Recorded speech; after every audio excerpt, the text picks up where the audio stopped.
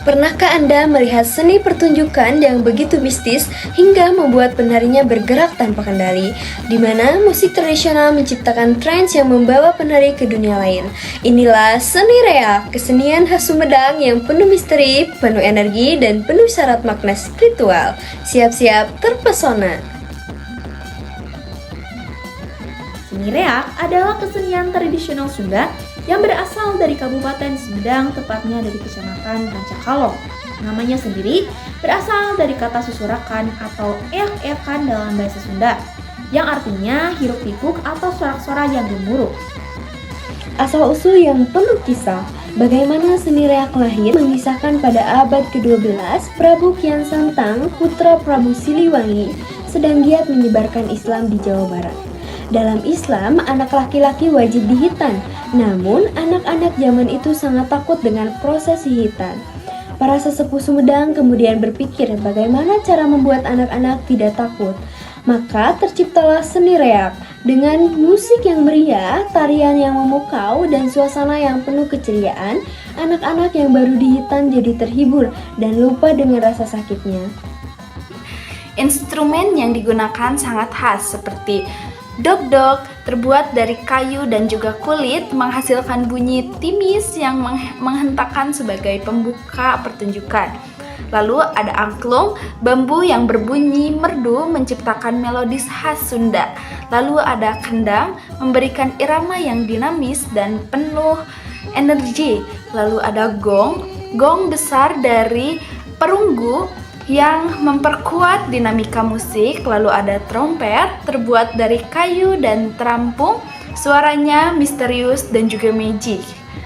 Lalu ada kecrek, alat dari besi yang menambah warna ritmis. Lalu semua instrumen ini dimainkan secara bersamaan menciptakan komposisi, membuat para penari kuda lumping dan juga bang barongan itu bergerak tanpa kehendak, seolah dirasuki oleh ruh para leluhur. Pertunjukan reak dibutuhkan 20 orang untuk mementaskannya. Bahkan lebih banyak akan lebih meriah. Pembagian perannya sangat terorganisir. 4 orang memegang barong, 4 penggendang pencak, 10 pemain angklung, 2 penari topeng, 6 penari umum, dan 4 pemain kecerek. Puncak pertunjukan biasanya di lapangan terbuka. Disinilah hal magis terjadi. Para penari bang barongan dan kuda lumping mulai kerasukan. Mereka bergerak liar tanpa kendali. Ada yang melompat-lompat, bahkan ada yang memakan ikan mentah atau ayam hidup-hidup. Ini bukan settingan, tapi fenomena yang nyata. Seorang pawang atau pemimpin spiritual akan memimpin pertunjukan, memastikan semuanya berjalan dengan aman.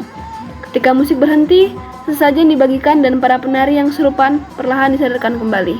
Barong singa dan kuda lumping merepresentasikan kekuatan yang besar. Namun, keduanya bisa ditaklukkan dan dikendalikan manusia melalui musik dan pendidikan. Ini mengajarkan bahwa kekuatan sejati bukan tentang kekerasan, tapi tentang kebijaksanaan. Kesurupan dalam reak dipercaya sebagai kedatangan roh leluhur yang memberi berkah dan perlindungan. Ini adalah bentuk komunikasi spiritual antara dunia nyata dan dunia gaib. Reak juga mengerjakan kebersamaan minimal 20 orang harus bekerjasama dengan harmonis untuk menciptakan pertunjukan yang sempurna. Ini mencerminkan gotong royong dan solidaritas masyarakat Sunda. Bahkan seni reak bahkan pernah tampil di festival musik terbesar di Denmark, yaitu Roskilde Festival. Kesenian dari Rancakalong ini berhasil memukai penonton mancanegara, membuktikan bahwa reak adalah warisan budaya yang mendunia. Seni reak adalah bukti bahwa kesenian tradisional Indonesia tidak pernah mati.